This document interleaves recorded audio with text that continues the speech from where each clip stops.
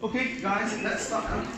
We were going to start with a new chapter. Okay, so we are now in a new chapter called chemical bonding.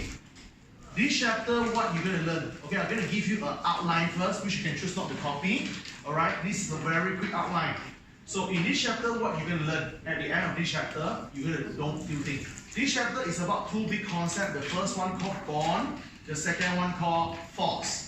There's only two things in this chapter, bond and force.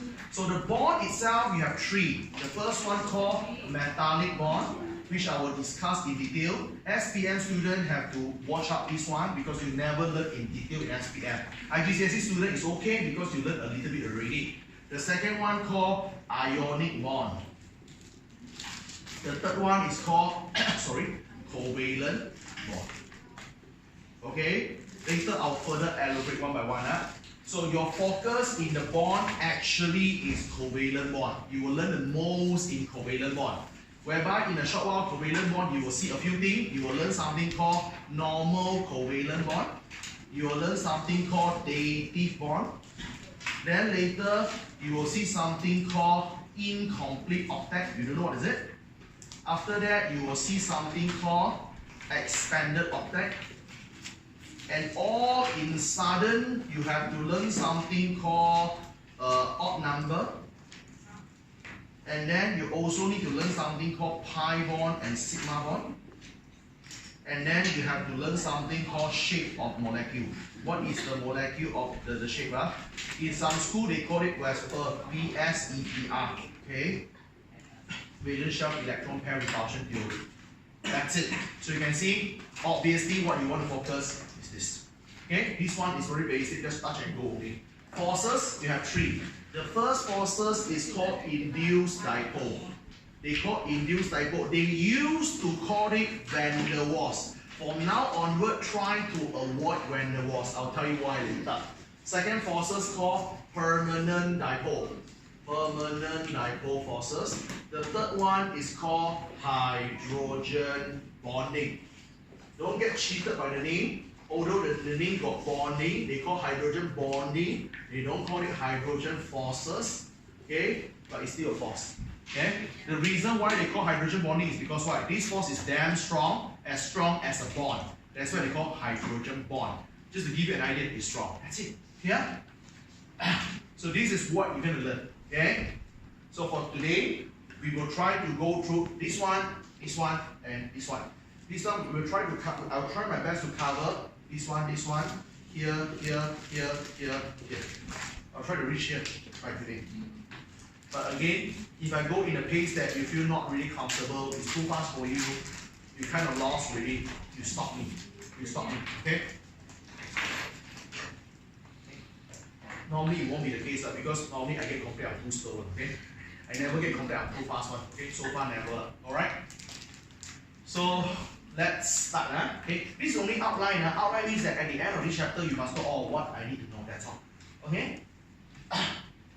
And one more thing here, guys. All of you in the classroom, do you know the existence of something called syllabus outline? Syllabus outcome. Do you know that? Okay? You can go online. You type the number 9701. You type 9701. You type syllabus outline. So they will give that you will get linked to the PDF file. In the PDF file, you can check yourself. In that particular chapter, they write this. Student is expected to those things. Okay? Sometimes you don't even care about that, but I tell you it's a very useful thing. After you finish the chapter, you go to see. Student, I'm the student. Do I able to do this? Okay. You able to do this? Yes. Understand? It's a very good checklist. So that you know what you are lacking of. Here, alright? Sometimes you just ignore, you don't care at all, right? But it's a very powerful thing that can help you to check, to make sure that you know nothing missing. And one importantly, I want to tell you guys, sometimes your school, especially if your school has some very old lecturer, they are so enthusiastic, as if they teach you so many things, which is too much. I don't say they are wrong, but they're just so enthusiastic, they teach you so many additional things. You don't know, then you go to memorize every single thing, and who knows it's not in your syllabus. You get an idea? So if you want to avoid that, two things. Number one, you follow my thing, or you check the syllabus outline. You check syllabus outline. Syllabus outline don't have what my lecturer say one of these not important, okay, ignore. Here, you all must know how to filter the information. Too many informations already. Okay, you all must know that. Huh? Alright, sometimes you guys just tend to be follower. You follow every single thing your lecturer say. Don't do that. Okay, so let's start with the first one. Huh? So the first thing I will teach you today, okay, the first thing I'll teach you today is called metallic bond. Huh? Metallic bond is where you find metallic bond, as the name indicates, in metals. Huh? Metallic bond can be found in metal. So for example, today you are a copper, today you are a zinc, today you are aluminium. When I want to melt, okay, all these metal, I need to overcome metallic bond. I need to overcome metallic bond. Okay, my focus is those of you who are from SPM, because in SPM we really touch and go. We don't go deep. We don't go deep in metallic bond. Huh? Right, so if you're SPM, you have to focus a bit more here. So what is metallic bond about? Okay, you all must know this diagram. Huh? So this is the diagram that all of you must know. Let me show you what happened. Huh? In metallic bond, the idea is this. You have a lot of circle. Yeah, makes sense because we know all metal are solid except mercury. Okay, metal are solid arranged in orderly arrangement. Am I right? Okay, let's use sodium for demonstration. These are all sodium. Huh? Let me use sodium for demonstration. So this is sodium. So now what happened here, guys? We happen to know metal always love to donate electron. Remember that? Metal love to donate electron. Non-metal love to receive electron. Please remember that. Why? Normally, if you check your periodic table, metal is somewhere here. So metal normally from here, group 1 to here is called group 13. Which means to say metal normally got 1, 2 or 3 valence electron only.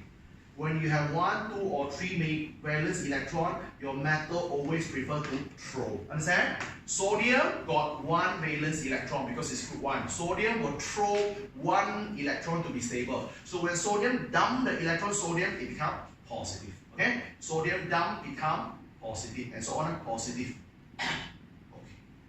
So all the electron dumped by sodium will be surrounding them. Okay? 1, 2, 3, 4, 5, 6, 7, 8, 9, for example. Okay? So I have 9 electrons because 1 sodium throw 1. Okay, now here they will use some very bombastic English. You must understand what they want here. The first thing is this. What is metallic bond? Metallic bond is formed because the positive charge ion attracting the negative charge electron. True or not? Positive and negative attract. That is called metallic bond. So metallic bond is formed this. Metallic bond is actually formed between these two fellas. This fella called positive ion, and you will see a bombastic word called lattice, lattice. IGCSE, you saw this before. SPM, no. What it means by lattice? Lattice means by repeated arrangement. When you have some very orderly arrangement, you call the word lattice. Like this one, very orderly, you call it lattice. Metallic bond is formed between lattice of positive ion. You have positive ion, you form the bond together with this. Outside here, you have many electrons. Okay? Many electrons called C of the localized electron. Okay, why they call it C of the localized electron? The word C stands for a lot. You have C of them. Imagine the whole C is full with electron. Means a lot. Huh? So you have a lot of electron. That's why they use the word C. The second word called delocalized. Delocalized means what? Not fixed. Not fixed on a position. All the electrons are able to move freely. That's why you call it delocalized. Example, this fella, this electron, let me use different color. This fella is here today. Tomorrow can go here. The day after tomorrow can go here. And it can go here. That's right. They are not fixed on one position. They can go on. All the electrons can move freely. That's what we call delocalized. Got it? So metallic bond is formed by positive ion in the middle and negative electron outside here. Plus and minus, there is an attractive force. This force called metallic bond. So okay? Alright, so make sure you all know this. Okay, from here, from the metallic bond, you should roughly able to know some of the properties. Some of the properties of metal. We all know that metal has a very high melting point. So we must know why. Metal has a very high melting point. Number two, we also happen to know that, alright, metal is a very good conductor. Metal can conduct heat and electricity very, very well. So now, why? So these are the two most important questions you must focus on. Okay, why metal has high melting point, guys? Remember, generally in science, when you want to melt or boil something, you need to overcome the bond or the force. Understand? Generally, because you see, you ordered before, this is solid what? This is liquid. So if you want to change some solid to become liquid like this, so you have to break them. Okay? So you want to break them. So it depends on how strong is the force. Clear? Alright? If the force here or the bond here is super strong, you need a lot of heat. That's why your melting point is high. Clear? Vice versa. If your bond or the force is very weak, you only need very little energy to break it down. So your melting point will be low. Make sense? Okay, now, why metal has high melting point? So for metal, what kind of bond or force to be broken? Metallic bond. Okay? So the reason is this, metal, okay, ion, and also the C of delocalized electron can actually form a very strong metallic bond. So when you have a very strong metallic bond, so what? You need a lot of heat. You need heat for what? To overcome it. Okay?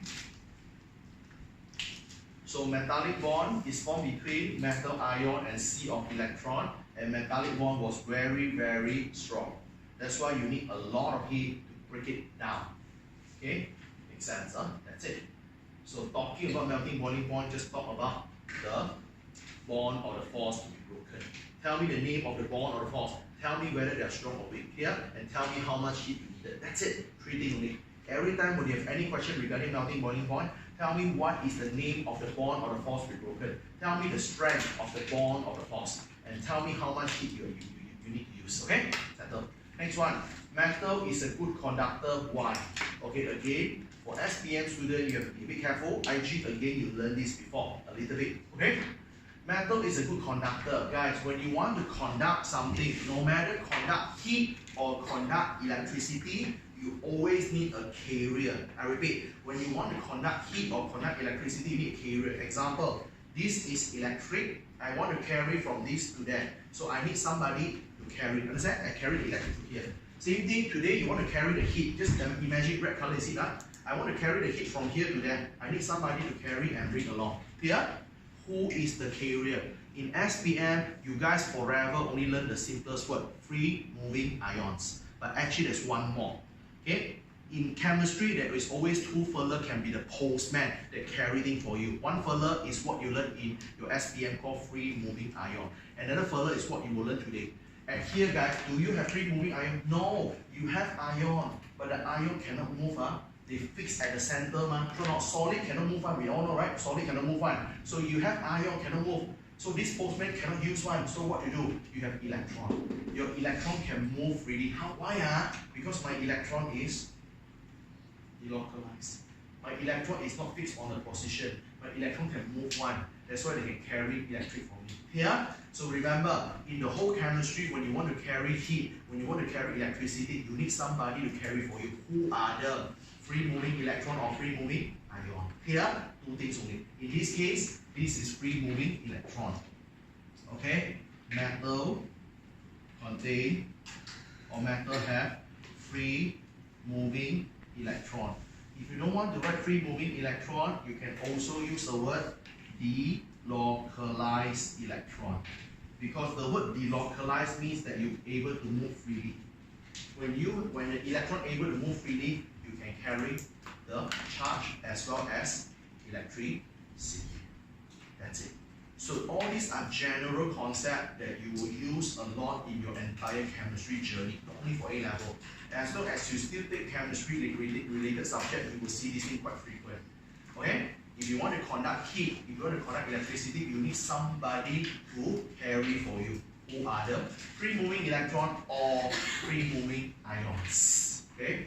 Any of you in the classroom don't understand why in this case I don't write free moving ion. You understand why? I have ion, but my ion cannot move. Understand? Solid cannot move. Here, that's it. Okay, so this is what you need to know. Okay, now let's go for another one. So let's touch a little bit more for metallic bond and finish. Okay, the next one. You all supposed to know metallic bond is affected by what? Okay? Metallic bond that we have is greatly affected by two things. Metallic bond is affected by, number one, the charge. What is the charge of your metal ion? The greater the charge, the stronger the metallic bond. The second thing is the number of the delocalized electron. How much electron you have. The more electron you have, the stronger the metallic bond. Simple as that. I give you a question that came out quite frequent in your past year. The question is this. The question gives you a table. The question gives you a table. This is the substance. You have two substances though. One substance is called sodium, one substance called magnesium. And you are given their melting point. Their melting point is given in the unit of degrees Celsius. Your sodium, the melting point was 785. Magnesium melting point 1240 degrees Celsius. Okay? They'll give you this, don't need to memorize. So now, the question asks you, why magnesium, okay, has higher melting point? Why magnesium has higher melting point in compared to sodium? So this is the first question I ask you. Not very hard. Again, let's go about strategy. Guys, I'm talking about melting point, right? When I talk about melting point, I must break the bond or the force, right? So I have two candidates. One is magnesium and one is sodium. Both of them are metal.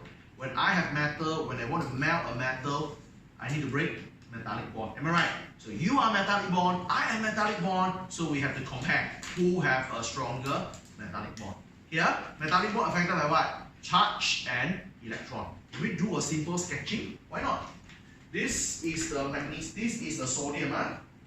So if you have a sodium here, and in comparison to a magnesium here, I believe you can see clearly what is it. Okay, this is a sodium by the way, and this is a magnesium. So we all know that sodium, if you want to form the charge, Na is what? Na plus, plus 1. If you want to form magnesium, the charge is what? Plus 2. Okay, so I think kind of obvious, the charge of magnesium is greater. So you win me already. You win already. Not even that. What about the electron? We all know that in order for sodium become the ion, sodium is group 1, you throw 1 electron. So you throw 1 electron outside here, you got about 9 electrons. 1, 2, 3, 4, 5, 6, 7, 8, 9. Magnesium is in group 2. Magnesium got 2 outer electrons. You will throw 2 outer electrons. Every magnesium throw 2. You have 9 magnesium on the whiteboard. There are 18.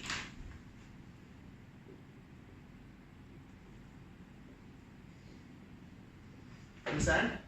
So if you compare, obviously magnesium charge is greater. Obviously magnesium got more electron. No way you can beat me. Understand? When my charge is greater, when my electron is greater, my metallic bond is much greater. Understand? Because metallic bond is directly proportional to the number of electron. Metallic bond is directly proportional to the charge. Understand? Greater charge, stronger metallic bond. More electron, stronger metallic bond. Understand? By doing this, obviously my magnesium is stronger than you. Okay, so I just write this up.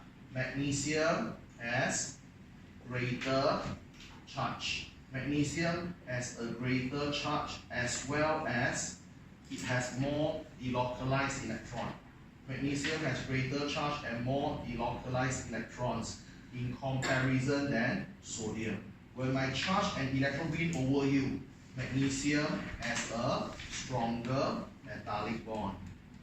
So when my metallic bond is stronger than you, so what? Magnesium need more and more heat to overcome. So that's it.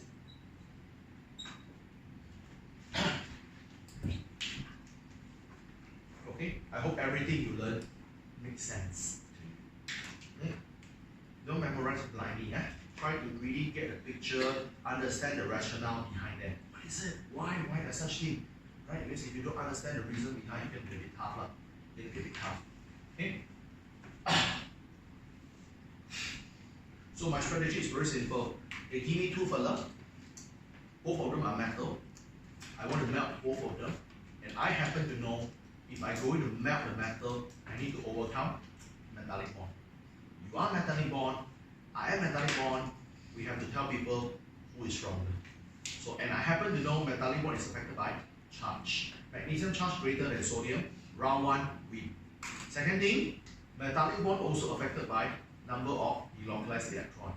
Okay, magnesium will donate much more electron than sodium, round two, win. Here, my electron more than you, my charge greater than you, my metallic bond confirmed stronger than you. Here, that is what makes the big difference. Okay? I have one thing I don't want to write on the whiteboard, but I just want to tell you verbally, which is quite easy. If the question asks you, they say, class, why magnesium is a better conductor than sodium? You know what to write now? If you want to conduct electricity, what do you need? Free moving electrons. If you compare who got more electron? Magnesium. No, not. Magnesium got so many postmen. Magnesium got so many postmen that can help the magnesium to carry the charge. Of course, magnesium is a better conductor. Here, so the question asks, why magnesium is a better conductor? Your answer very simple. Magnesium has more delocalized electron. Full stop. That's all. Here, simple as that. Okay, huh? Alright? In Cambridge A level, in UK system, sometimes they are quite lenient. They are very lenient in the way how they mark. It won't be as strict as SPM. SPM are quite strict in the way. Okay? When you come to like IGCSE or you come to A level, UK education system, they are quite lenient. As long as the concept is there, you're going to get your marks. Okay? Alright, finish up. That's everything for metallic bond. I do hope you have a good understanding, especially SPM students. Okay then? Because in SPM, we never learn this in detail. Okay? SPM where you learn? Periodic table, group 1, that's it. Oh, group 1, metallic bond, settled, that's all. Here, you never go deep. You never go deep, okay? Right, because no point to go deep because they won't ask you. Okay? So now, we will go for the second one. The second one is called ionic bond. Same thing, I don't want to waste too much time over here, but I want to teach you a super new concept that is very important when you come to A level. Come on, Now, I want to teach you ionic bond. Okay, ionic bond is between what? Ionic bond is actually the bond between the positive ion and negative ion. When you have positive ion and negative ion, that is called ionic bond. Don't mess up. A lot of people, they blur already. If let's say you are positive ion and your negative is electron, I call you as metallic bond. But if this positive is ion and the negative also come from ion, then I call you as ionic bond. You don't mess up. Here, both are plus and minus. Both also got plus and minus. But it makes a very big difference. Here, if the minus come from ion, that is ionic bond. If the minus come from electron, that was metallic bond. So please be very careful and alert on that. Big difference. Big difference. You all must be able to see the difference. Okay. Now, I want to teach you one misconception. Not the same misconception. Okay. One things that you learned back in your secondary level, which is correct by that time, but now it's wrong. Let's look at it. In SPM and in IGCSE, your secondary level, okay? SPM, IGCSE, or even you homeschool, okay? How you differentiate ionic and covalent bond? You do this. In SPM or IGCSE, ionic bond normally is formed between metal and non-metal. In SPM or IGCSE, covalent bond normally formed between non-metal and non-metal. This is the concept that we hold on in secondary level. Understand? I didn't say they are wrong, but they are not accurate enough by today. Because later you will see something which is super awkward. For example, I just show you, but don't copy first. Aluminium chloride, AlCl3. Obviously, aluminium is metal, chlorine is non-metal, but guess what? this is covalent. Are you okay with that? Alright? But because you used to thought, oh, got metal confirmed is ionic already. You used to think that, which is not your fault because you are being, you've been taught in the way. Yeah? But I just want to tell you, no, it's not. So when you come to A level, you have to really adopt a whole new concept. The concept is this. Okay? So you see, so in A level, you will see this. Okay? Sometimes you will see that some metal plus non-metal. Sometimes metal plus non-metal, they can be covalent also. They can be covalent bond. And that is very confusing for some of you. So let me prove to you. Let me give you an example. Example, let's say we have further got aluminum chloride, AlCl3. Aluminum chloride. It's metal plus non-metal, but it's covalent. Then sir, what are the concepts that we have to adopt in A level so that we can really understand the concept? Okay, we will use a concept, this one. So in A2, we will, in AS, in AS, you will go to use a concept called difference. You will use something called difference in electronegativity. You must know a simple concept called difference in electronegativity. Okay, first and foremost, all of you must know what is that electronegativity all about. So guys, what is electronegativity? Electronegativity. Think in this way, if you want to be negative, you need to pull electron to you. If you want to be positive, you want to throw electron. Understand? So electronegativity is the ability to pull electron. The ability to pull electron toward itself. Okay? Example, guys, look here. This is you. This is me. This is our midpoint. Midline, okay? This is you, this is me. You call X, I call Y. I put one electron in the middle. Okay? Fair enough.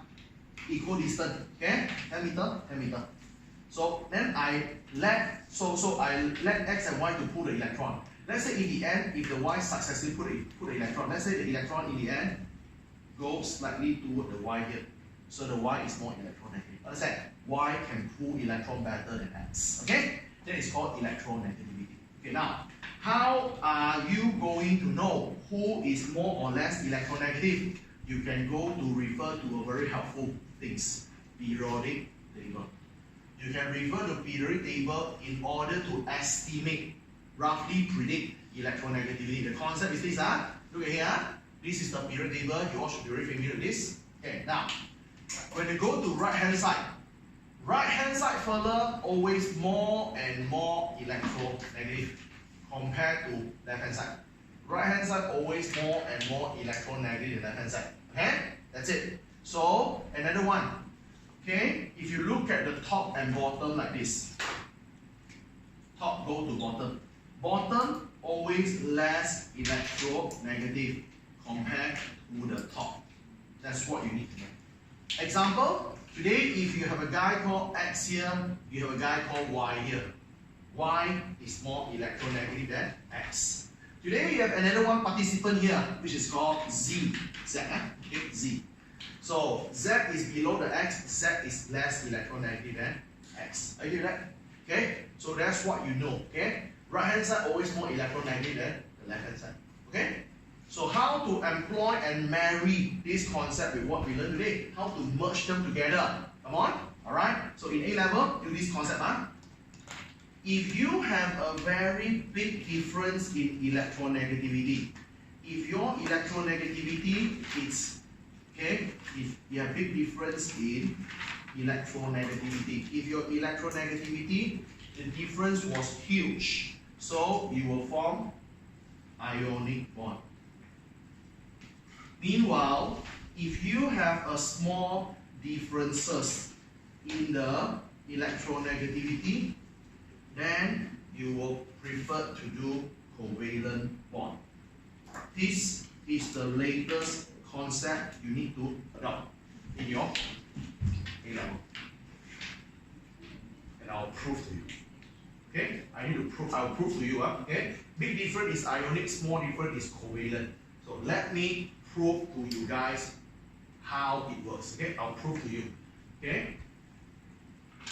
So I don't put XYZ here. Maybe I put something is more relevant to you all. Maybe I change a bit.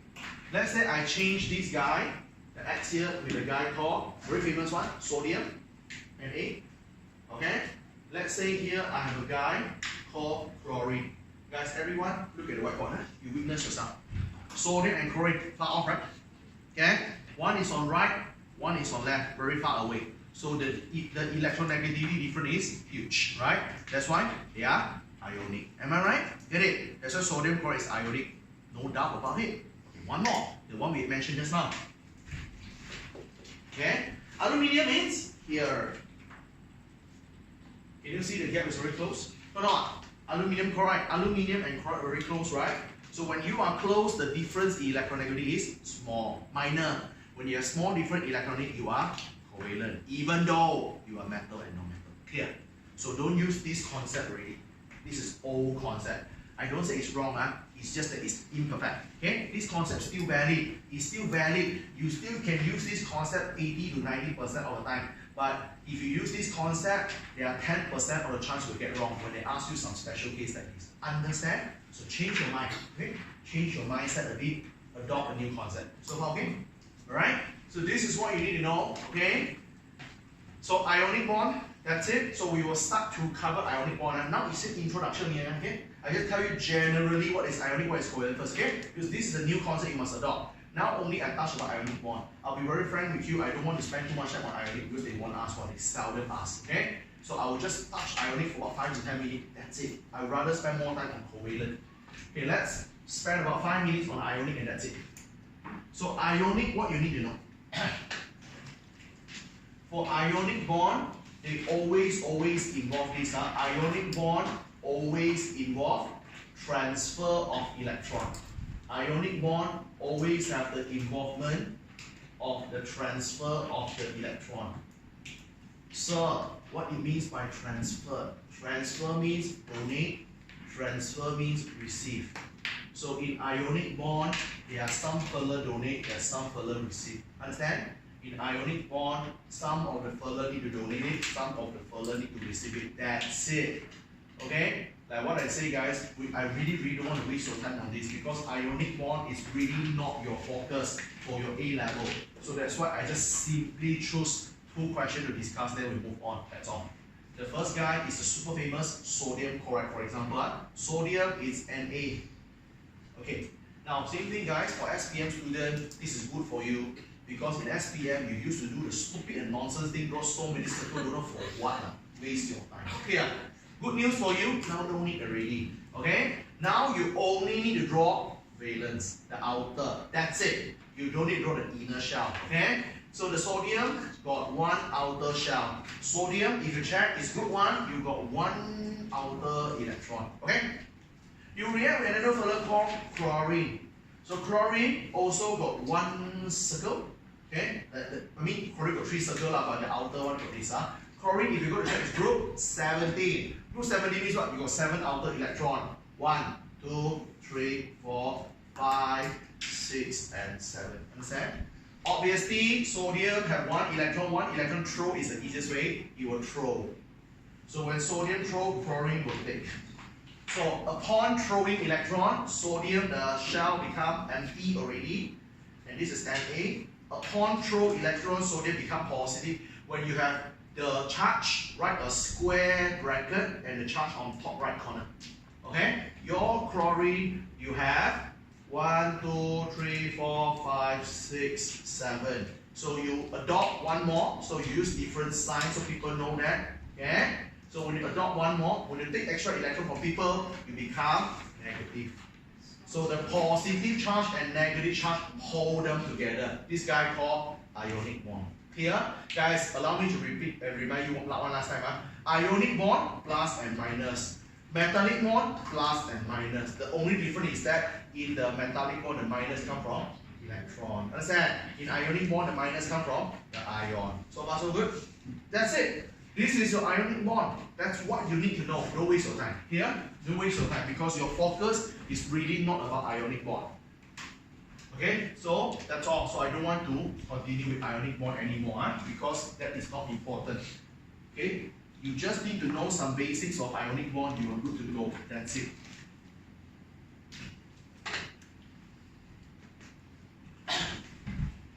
So when you jot down all these things, I really want you all to think what is happening. Okay? Just think, just understand. Alright? Trust me, after 3 to 4 months, you get much better. I mean, don't feel sad for your quiz. Understand? Seriously, your quiz is nothing. Alright? I saw some people quiz get 3 marks, and you didn't get A also. Understand? Alright? The worst one quiz I see 0, okay? It's quite common, understand? So don't worry on the quiz, okay? Do you know why they create quiz? Okay, very simple one. I ask you to study, you won't study one. Yeah. Quiz is just a method to force you to study. That's it. Yeah. That's why they have quiz. Okay? Because when I say quiz, you might feel a bit nervous, then you will study. That's it, okay? So they do quiz because they just try to use the quiz to push you. That's the reason.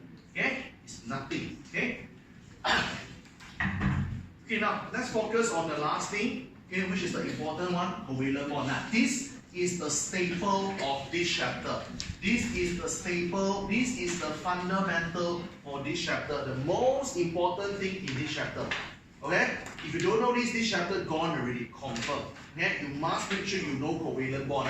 You don't know ionic bond, never mind. You don't know metallic bond, never mind. You don't know covalent bond, you're in trouble. Okay? You must know your covalent bond. Okay, guys, covalent bond always involve sharing electron. We learned this in your secondary level. Covalent bond, they don't donate, they don't receive, they share ring of electron. They share with you.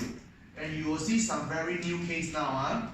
Okay, now let me teach you the covalent bond and I will try to break through the concept one by one. Okay, hopefully it gives you some good picture.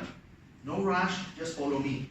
Covalent bond got 2 big family. One called normal covalent bond. One is called dative bond. Dative bond also known as coordinate bond. Okay, which I think we should be able to finish by today, but we see how first. Okay, you have 2. One called normal bond, one called dative bond. So, what is normal? What is dative? Okay, it's all about difference of the participation. Participation, or we call contribution. Okay, guys, recall that.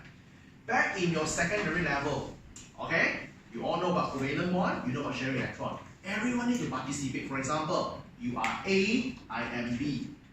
Today, if the A say, hey B, I want to share electron with you, I share 1. B say, okay, cool, you share 1, I share 1. That's it, true or not? Alright, fair enough. You share how much, I share how much, understand? So today the A say, I want to share 2 electrons with you, B. So the B say, you share 2, okay, I follow you, I share 2, understand?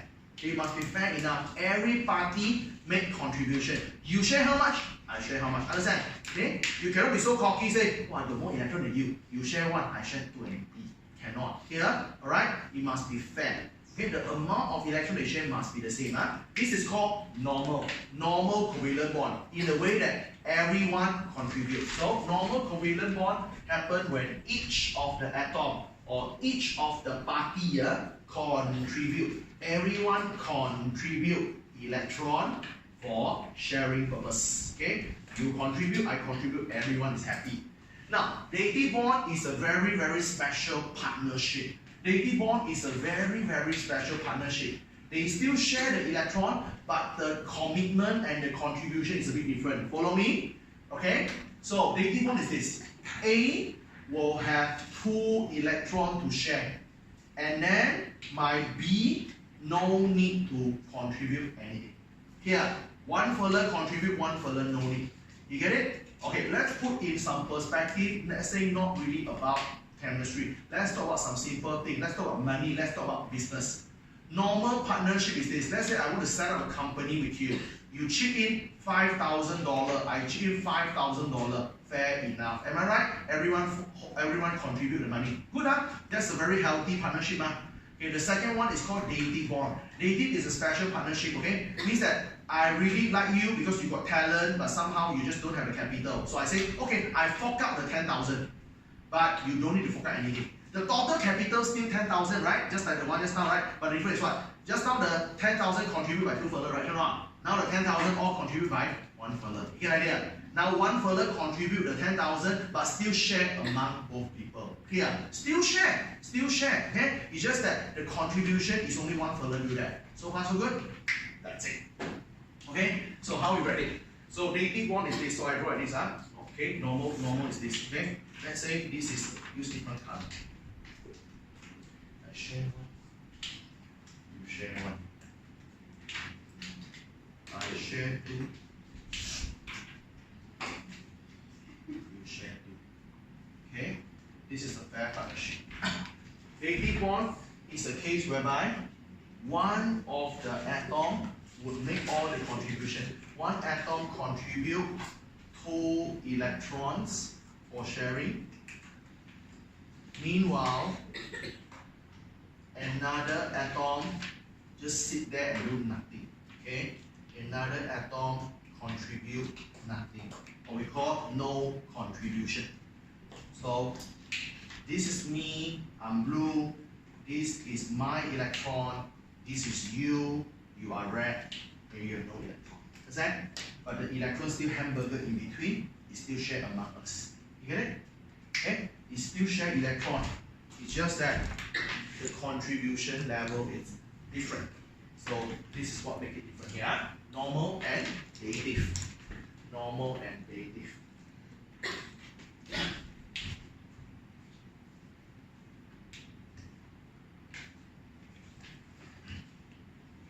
If there's any part you find it a bit weird, you better ask, because I want you to be very clear and really understand, not memorize blindly. Okay? Memorize blindly might work for your secondary, but it hardly works when you come to A level. A level, your understanding is important. Anything not sure, you ask me. Okay? I'll tell you what to do. Okay? And so far so good? Everyone is clear what we're doing? Okay, I'm trying to go in a pace that you really can understand. My job is understand. Clear? Alright? So now, let's go for the detail one. Okay, now I will try to break down the covalent bond, and we have a lot of exercise to do together. Okay? Now, when you come to covalent bond, let's talking about the normal. Covalent bond, let's talking about normal. Normal covalent bond have total 4 cases here. The first case is called octet rule. Okay. The second one is called incomplete octet. The third one is called expanded octet. And then the fourth one is called odd number. We will finish all by today. Alright? I'll do about total 10 examples, roughly about 10 examples. Hopefully it gives you an idea what is happening. Okay? So it might be a bit intense, but I try to go in a way that you really can understand. Okay, I don't want to go too fast. So this is normal covalent bond means what? Everyone making contribution. Everyone making contribution. So let's go one by one. Okay, the first one. Guys, how many of you in this classroom don't know what is octet? You know what is octet, right? Okay, you heard about 2 words back in your secondary level. One is called duplet, one is called octet, right? Duplet means what? Your outer shell is fully occupied with 2 electrons. Octet means that your outer shell fully occupied with 8 electrons. Okay? So guys, when we were in secondary level, we were so obsessed with the number 8. Which means what? Whenever you want stable, you always want to go for 8. That's it. Okay? You keep chasing after 8. You die also want 8. Okay? Because when you get 8, you know you're stable. That's it. Okay? But I'll prove to you later that in A level, sometimes you don't need to be 8 to be stable. Okay? I'll prove to you. Yeah? So that's what you see. Again, shift of paradigm again. Previously, to be stable, 8. That's all. Not 8, no story, sorry. Okay? But now I'll prove to you, even if you are not 8, you are stable. Okay? I'll prove to you later. But we go one by one first. Let's focus on octet rule. Let's play 3 to 4 examples quickly. Okay, when you come to octet rule, you all must know this. All of you, you all must go to master this skill, which you should master since your secondary level. I'm talking about cross and dot diagram.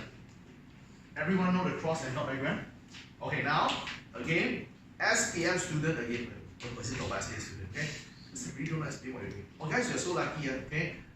Your SPM batch, I don't know what you're getting for this round, okay? SPM going to change syllabus after 2 years, alright? They're going to pull some Form 16 to Form 5, alright?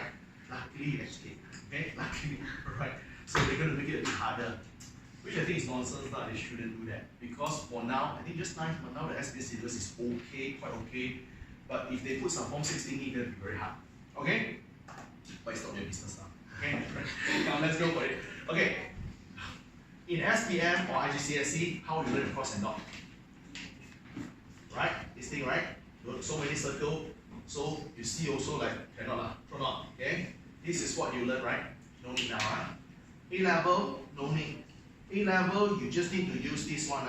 Okay? In A level, you use the thing called Louis structure. You know what's Louis structure? Louis structure is still a cross and dot but simplified one. Example, you see this one. This is a H and this is Cl. Follow me. Hydrogen got 1 electron. Hydrogen will share 1 electron. When hydrogen share 1, chlorine will return the favor. Chlorine said, you share 1 I share 1. Okay? Chlorine is in group 70. Chlorine got 7 outer electron. So the chlorine only put 1 electron inside for sharing. Chlorine got 6 more electron outside. This is called Louis structure. Understand? Means what? What is the difference between Louis structure with what you all learned in your SP or IGCSE? SP or IGCSE, you need to draw the circle, right? Or not? Now you don't need to draw the circle anymore. Okay? For SPM, you used to learn to draw all the shell. But now no need. You only focus on the outer shell. Understand? You only focus on the outside one. You don't bother all the inside already. So this is the one. Okay? This is called the cross and dot diagram.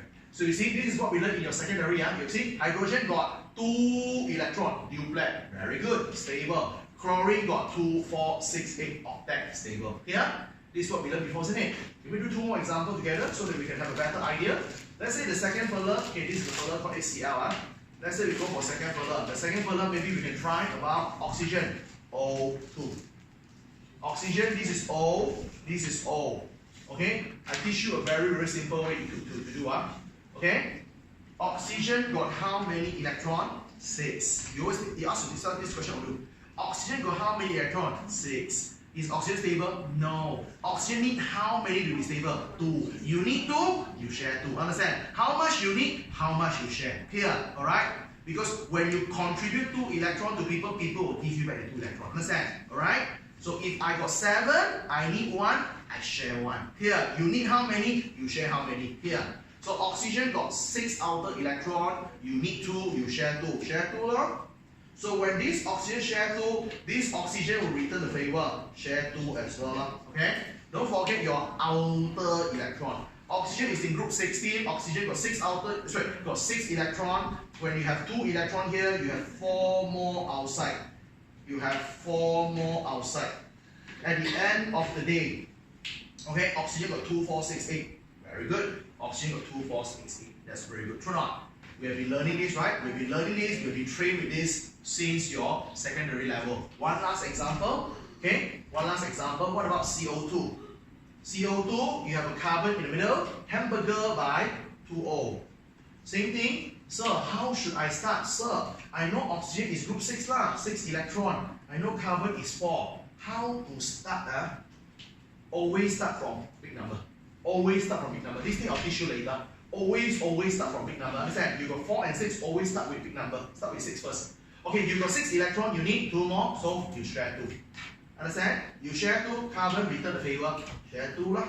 Same thing go for this oxygen. This oxygen got 6, you need 2, you share 2. You share how much you need. So carbon return the favor, share 2.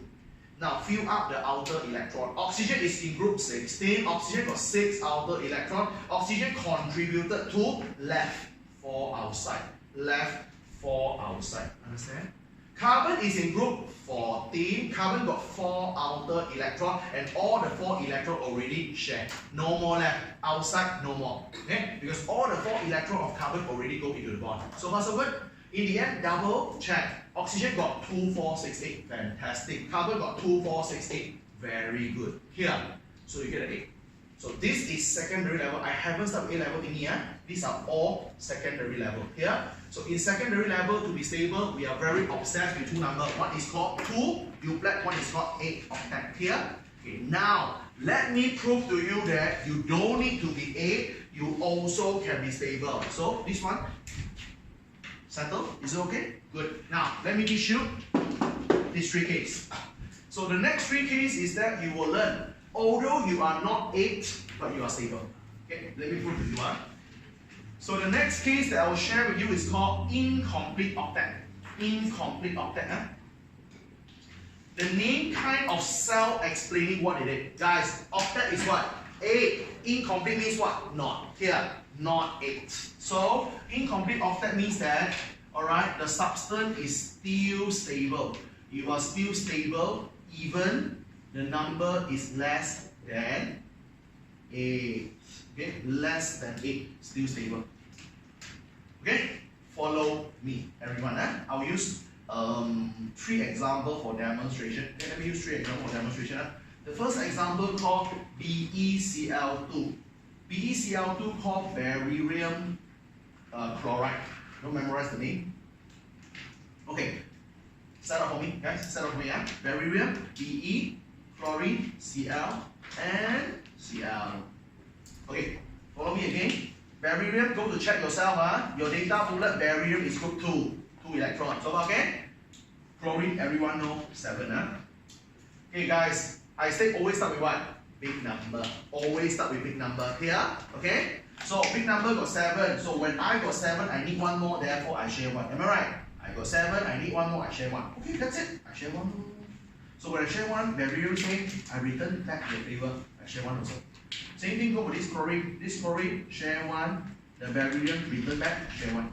Okay? Now, fill up the outer electron, please. Chlorine have 7 electrons, 1 inside, 6 outside. Sorry. 1, 2, 3, 4, 5, 6. 1, 2, 3, 4, 5, 6. Barium got 2 electrons, here 1, outside, nothing. Okay? Now, count with me. Chlorine, 2, 4, 6, 8. Good lah. Okay?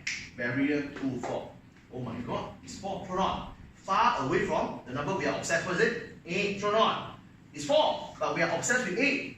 Cannot lah. According to secondary level, this is imbalanced. Right? So this is not stable. But no, now this is still stable. Why? Now that's why I learn a new concept. Huh? So this is the new concept in A level.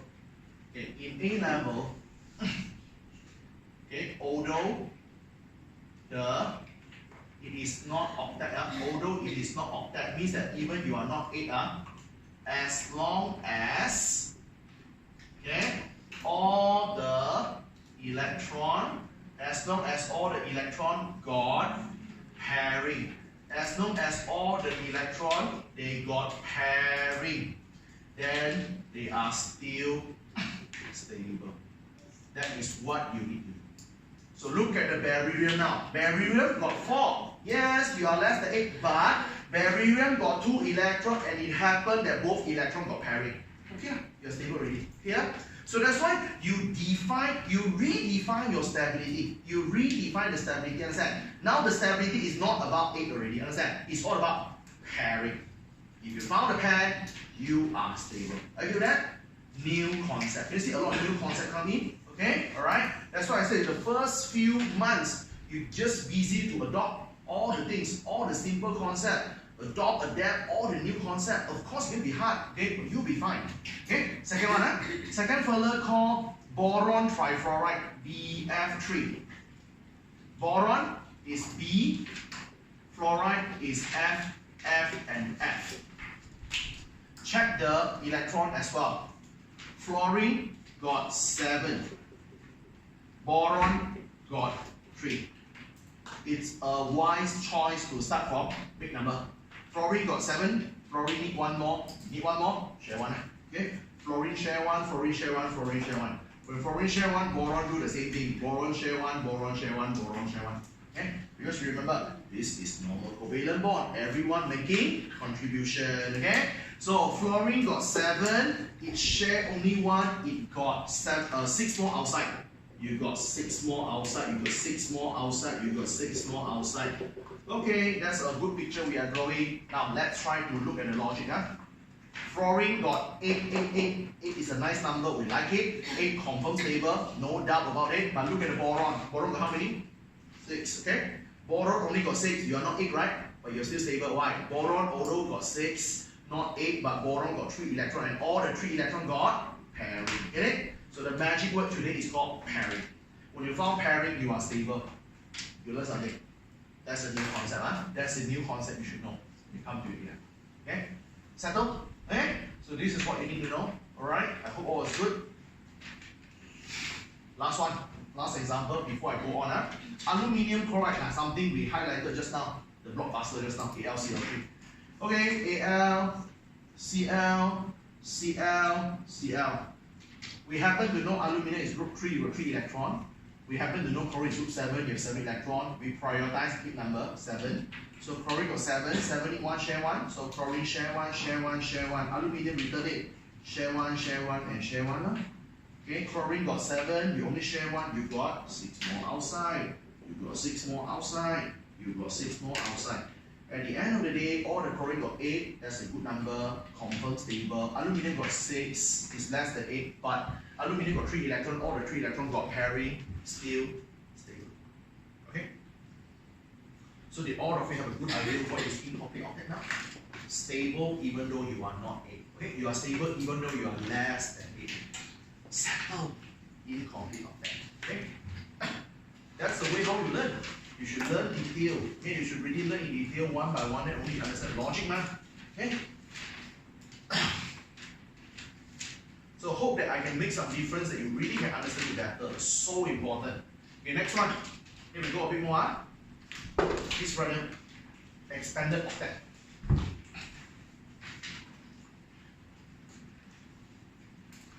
Okay, the next thing that we're going to learn is called expanded octet. So expanded octet is quite special. It's quite special. Expanded octet. Let me show you. It's a bit special. Expanded octet, as you can see, expanded means more. Expanded means more. Means that you are still stable if you are beyond 8. Okay? Expanded octet means 8. Expanded means more. More than 8. Okay? So expanded octet means that you are still stable. Okay? Even you are more than 8. For example, you got 10 electron, you got 12 electron, you are still stable. Understand?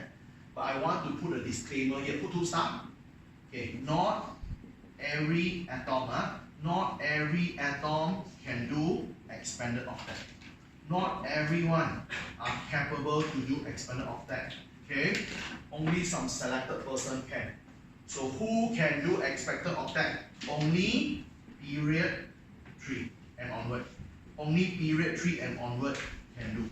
Period 3, good. Period 4, okay. Period 5, okay. Period 6, okay. Period 7, okay. Why? Now, you need to go back to something I teach you. Okay? I think at that time, some of you is already with me, some of you are not yet. Okay. This is something we learned in chapter 2 when we first started. If you remember, all the circle here is called principal quantum shell. All the circle here called principal quantum shell. And all the circle got maximum number of electrons. If you remember this, okay, see this is the shell number. This is the maximum electron they could accommodate. So this you don't need to memorize. There is a simple formula. Chapter 2 you learned before, 2n power 2. I hope you remember this. This is the formula help you to calculate how many electrons you can hold. Okay? So when n equal to 1, when shell number 1 you only can put 2 electrons.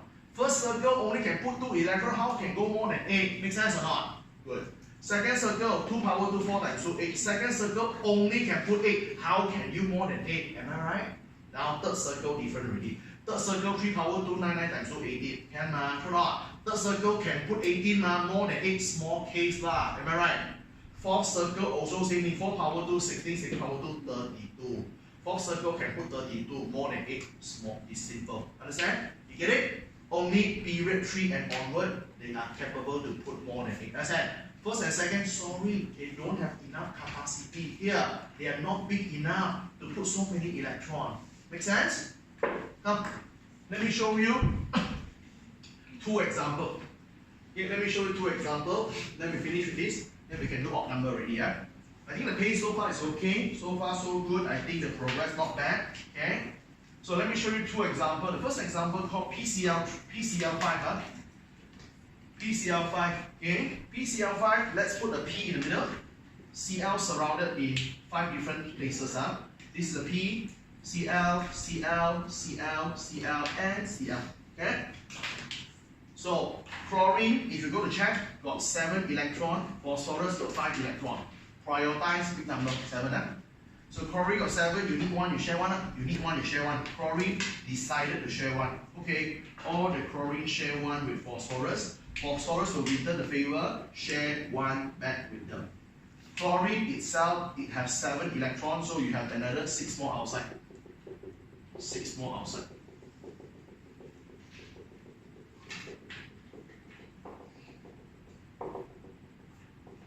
That's it. At the end of the day, you check yourself. Chlorine got how many? 8. All chlorine got 8. 8 is nice, right? 8 is nice. But look at the phosphorus, how much you have? 10. No, not. Phosphorus got 10. Explode already. More than 8 already. Am I right? Never mind. Number 1. Can phosphorus be more than 8? No problem. Why? Phosphorus is period 3. Period 3 more than 8 is okay. Clear? Alright. Second thing, why phosphorus still stable even though they are 10? Because phosphorus got 5 electrons, all 5 electrons got pairing. Get it? So can you see the magic word pairing today? Okay? If you don't understand this concept, you won't understand. Here, pairing. Okay? So now you should understand the simple thing already. Stable or not stable is not about 8. Clear? It's all about pairing. Here, you got pairing, you are stable. That's it. Okay, last example for this guy. SF6. Sulfur hexafluoride. Sulfur S. Fluorine F, F, F, F, F, and F. Okay? So same thing. Fluorine got 7 electrons, share 1. So I let the fluorine share 1 here. Share 1, share 1, share 1, share 1, share 1, share 1. So sulfur return. Share 1, share 1, share 1, share 1, and share 1 each. So fluorine got 7 electrons. So you have 6 more outside. So let's finish it.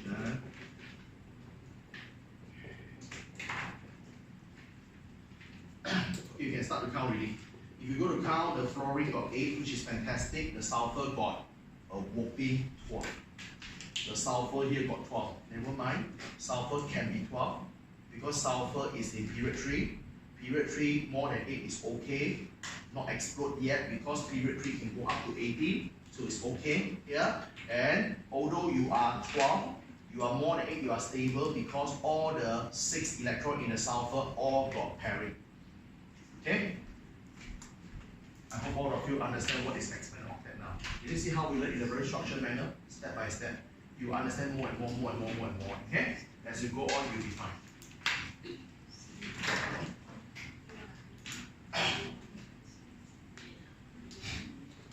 So you can see we spend the most time in the covalent. Ionic, I only give you one example. You know how bias and ion. So this one not important. Yeah? Metallic bond only 2. 1 sodium, 1 magnesium. This one so much. So it tell you one thing, covalent bond is important. Yeah? Covalent bond is very, very important in your A level. Okay guys, ready? Let's go for the last one. Let's go for the last one. Then we will try to do some charge later. Okay? I think so far the progress is okay. And what I say guys, I really don't care what is my progress with your school up here. I just want you to understand. Okay, last case is called odd number. Guys, if you do realize, if you be observant, you should realize that just now, no matter octet, no matter duplex, no matter incomplete octet, or no matter expanded octet, if you realize there's no odd number at all. Am I right? It's all even number, right? 2, 8, just like how many? 10, 12, true or not? Just like incomplete, how many? 6, 4. Good? So all the numbers so far is even number. Am I right? There is no odd number yet. There's no odd number yet. Now the odd number come already. Okay? So I'll tell you what is odd number and what is the only odd number you should focus in your A level. Okay? So you don't need to focus all, you know. Somebody said, oh my god, sir, odd number got so many. How am I going to know all? No need, why you need to know all? Don't waste your time. Okay, now, odd number, there's only one example required, only one example. Follow me? Now let me teach you something called odd number.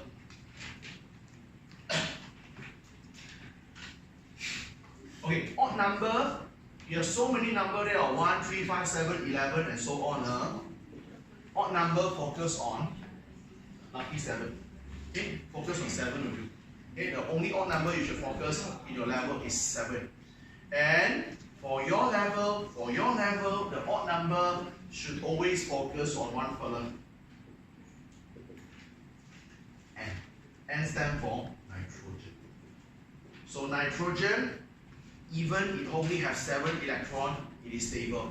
Nitrogen, even you only have 7 electrons, it's stable. I'll try to tell you why later. Now, let me show you the example. The one and only example you should know is this. The example is called NO, nitrogen monoxide. Come, let's do it together. Nitrogen is N, oxygen was O. Nitrogen got 5 electrons, oxygen got 6 electrons, outer electron. Start from big number. Oxygen got 6, oxygen need 2 more, share 2 lah. Nitrogen will share 2 as well. Fill in the blanks. Oxygen got 6, you share 2, 4 more unshared. So far so good. Alright, nitrogen got 5, you share 2, 3 more outside, 3 more. Don't scatter around like this. Don't scatter around like this. If you can form pairing, you pair. So you will pair this one here. Yeah? Again, guys, you talk of 1, 2, 5, 1, 3, 4, 5. Don't scatter them.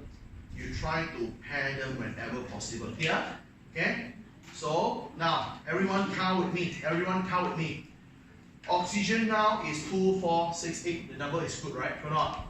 But look at nitrogen. 2, 4, 6, 7. Yeah? Nitrogen is 7, right? 2, 4, 6, 7. So nitrogen is 7. Never mind. Nitrogen is stable. Yeah? Alright? I'll tell you why nitrogen is stable even though they are 7, but it's not in your syllabus. Extra knowledge. Let me give you extra knowledge. This is not tested in exam.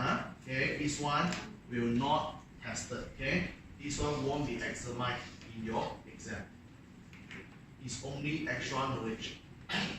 So, why nitrogen is stable even you only have 7 outer electrons? It combines something that we all learned in chapter 2 before. Everyone check periodic table first. Okay, nitrogen got 7 electrons. Guys, let's write the arrangement. Look at here. Nitrogen got 7 electrons. So how we write the 1s2 thingy? 1s2, 2s2, 2p3. Are you okay with this one? Okay. Can we draw it up? Yeah. 1s is a box, 2 electron. 2s is a box, 2 electron. 3p is this one. 1, 2, 3. Okay with that? Guys, if you remember, we learned before. Fully filled and halfly filled is stable. Fully filled or halfly filled is stable. Okay, that. So your p orbital to be full is what? 6. To be half is how many? 3. So when you are 3 or when you are 6, you are stable one. That's why you see, although now you are 7 electron, 1, 2, 3, 4, 5, 6, 7. You are 7 only, your odd number. But you got halfly filled p orbital, you are stable one. Here, you are stable one. Okay, so this is the main reason why nitrogen is still stable, although you are only 7 here. But guys, disclaimer, this is extra knowledge. They won't ask you. Here, they won't ask you this in exam. Okay, it's good to know, only as extra knowledge. Finish. Okay, so any questions so far? Alright, on normal bond. Yeah, so I hope you all have some idea what is normal bond all about. Okay, understand normal bond first. Okay, if you don't understand normal bond, you'll be a bit, find it a bit tricky lah. Now, give me another 5 to 10 minutes. Let me finish off with the remaining thing. So I'll teach you the last thing for today called dative bond. Okay? So today our job is to understand all the bond. Yes, question? Sorry? Yeah, so 2p3. Thank you. Thank you very much. Yeah, it's 2p3. Thank you.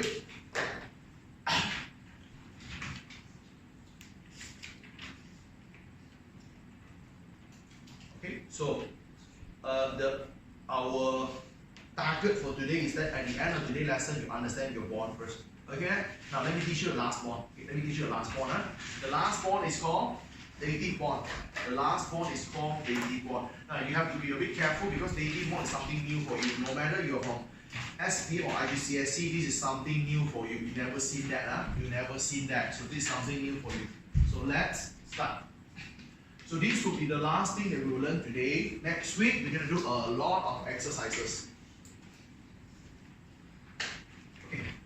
So let's learn something called dative bond. So dative bond also called as coordination bond. Coordination bond. Okay.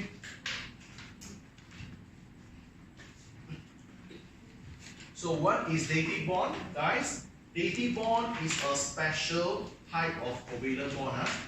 It's a special type of covalent bond whereby, like what I say, one of the atom will make the contribution. It will contribute 2 electrons, and one of the atom has no contribution. So this is what makes it special. Contribution level, commitment level, a bit different. Okay, now what's the idea? Not everyone can do dative bond. Okay, not everyone can do dative bond. If you want to do dative bond, you must fulfill the requirement.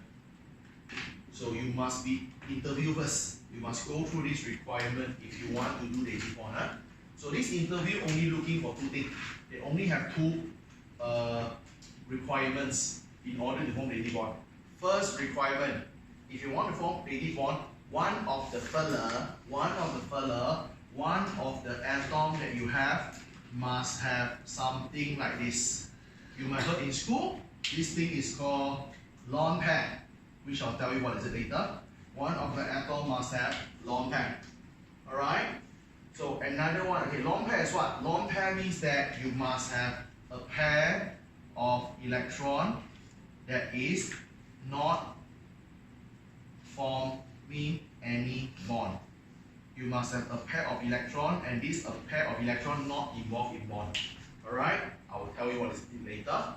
Second one, the second fella, another atom. Another fella must go to have empty orbital. You must have empty orbital. What it means by empty orbital? Orbital is what, guys? We learned before, the box. All the box like this, 1s2 thingy, all this box. This is orbital. So you must have empty orbital. You must have an empty room. You must have an empty room. Okay? So it makes sense. Why? Guys, one fella got many electrons. Okay? One fella got empty space. So when you have empty space, I put my electron inside. Here. Okay? I got extra electron. You got empty space. I put my electron in your empty space. Understand? This is called dative bond. Okay? We use about, I think we do 2 examples to close up with this thing. Okay? So let me show you what is lone pair first. Guys, how many of you here, until today you still don't understand what is lone pair? How many of you still don't understand lone pair? Good, you guys understand what is lone pair? If you don't understand, let me show you here. So what is lone pair? Like this. Okay, let me give you 2 examples. Example number 1, very famous, is this, which is called ammonium ion. Ammonium ion is NH4+. Okay? For your information, ammonium ion is actually formed by 2 fella. The first fella called ammonia, and the second fella is hydrogen ion. Okay? So this is the ammonium ion, ammonia and hydrogen ion. Okay, why? Let me show you. Now, this is ammonia, NH3. So NH3, so if you go to check what happened here, nitrogen is in group 5. Every 1 bond here means I share 1, right? I share 1 here, I share 1 here, I share 1 here. So nitrogen share 3 electrons, which means to say nitrogen still got 2 more unused. Am I right? You got 5 electrons, but you share 1 here, share 1 here, share 1 here. You share 3, you still have 2 unused. These 2 unused electrons, it's called lone pair. Understand? You are alone. No people want to bond with you. You are a pairing. You have 2 electrons. Understand? That's why you call lone pair. Get it? Alright. That's it. So what about H+?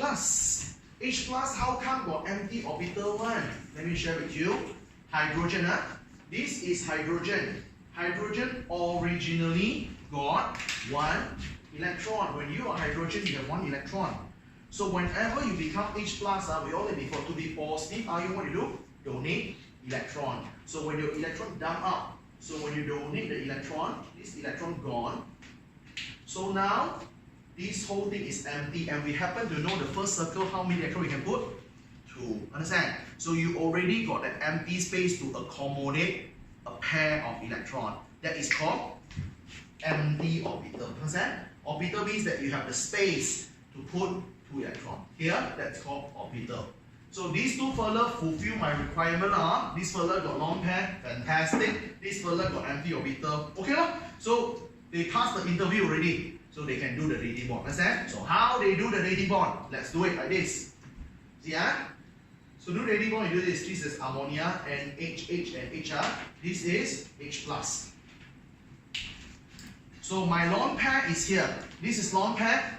This is empty orbital. So lone pair, plug in empty orbital. Lone pair, plug in empty orbital. So my lone pair is here. So I just go to plug in the empty orbital here. So this is my extra electron. You are empty. I give you lah. Come on, I give you here. So at the end of the day, you got 2 electrons. Also here, simple as that. How does this different from previous one?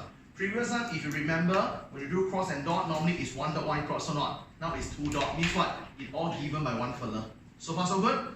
Okay, you also can do a simplified diagram. The simplified diagram is this. You also can draw a simplified diagram. Your simplified diagram look like this. Okay? We all know that whenever there is a bond, you can form a line. But if you only draw a line, people cannot see the difference, or not. When you only draw a line, like no different way. Like same one, so that I don't know that bond is a dating bond. So how you want to show people this is dating bond? To show people this dating bond, you don't use a plain line. Don't use that. You use arrow. Use arrow. And you have to be careful with the direction of arrow. So people say, sir, how I know direction of arrow? You always, the direction always pointing toward from the fella who got lone pair to the fella who are empty. Understand? Like this man. So who is empty? H plus. Electron go where to where? Here to here. Plug in there. So plug in there, electron go there. Here? Alright? So the direction always show you where that pair of electron going. So far so good? That's what you need to know. One last example for today. Last example. Okay, let me finish the last one. The last example for today. Okay, done. The last example is this. Okay, give me some time. Let me finish this. Okay, grab your time here. Ammonia and merge with NF3. Not NF. Boron trifluoride EF3. Okay, let's do this together.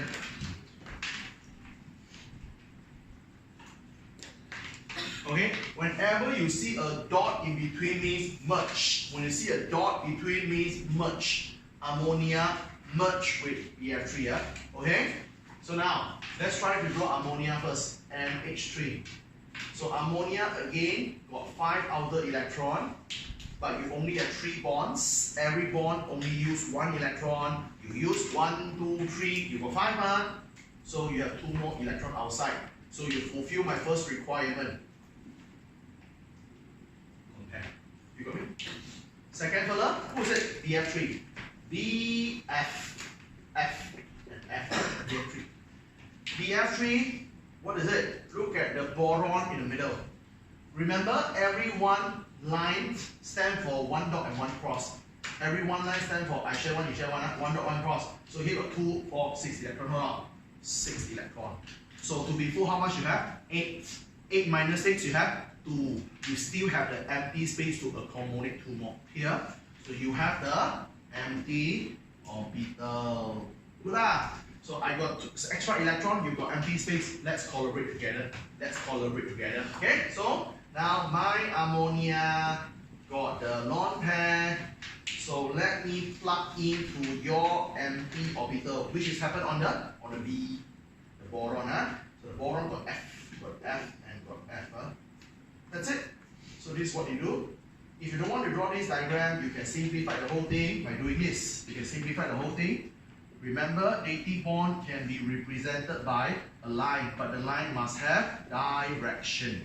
Why you must have direction? So people could differentiate dating bond and normal bond. Understand? how to do the direction of the bond. Always from the more the one got lone pair to the empty, you understand? I got electron, you are empty. I give you my proton. I give you my, so, understand? Alright, so I think that's it. So before you leave, guys, so far, you learn something? You get a better picture now? What is happening? Ready? So all the reasoning is very important now. You all must know what is happening. So today we have finished all the bond thingy, okay? You all should know now what is metallic bond. All of you should know what is ionic bond, and you must know what is covalent bond by now. Clear? Okay? Covalent bond can be you share, I share, or I share electron, you don't share. Clear? Alright? So it can be octet, which is 8. It can be incomplete octet, which is less than 8. It can be more than 8, which is expanded octet. It can be odd number, which is 7. Here, okay? So now, what is the biggest lesson you learned today? You don't need to be 8 to be stable. Understand? You don't need to be 8 to be stable. Okay? 8 is good, but if you're not 8, it doesn't guarantee that you're not stable. So far, so good? Okay, that's all. I'll see you next week. Okay? Next week, we will learn something more technical. Next week, I'll teach you something 3D. Next week, I'll teach you number 1. We will learn how to draw all these cross and dot for ions. What if the charge comes in? I'll show you what to do. Next week, we will learn how to predict the shapes. Trigonal, planar, tetrahedral, all the things, okay? And you will learn one of the most horrible thing in this chapter is called hybridization. Okay? I'll show you how to do hybridization. Hybridization is actually very, very, very easy. Okay? I'll show you how to do that. Okay? So I think that's it. I'll see you by next week then.